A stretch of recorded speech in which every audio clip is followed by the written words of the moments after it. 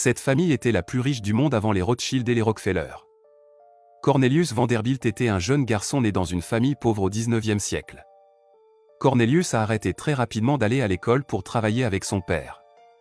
Quand il eut 16 ans, il acheta un voilier avec toutes ses économies et il eut la folle idée de monter un service de ferry entre Staten Island et New York afin de transporter les fermiers de la campagne vers la ville.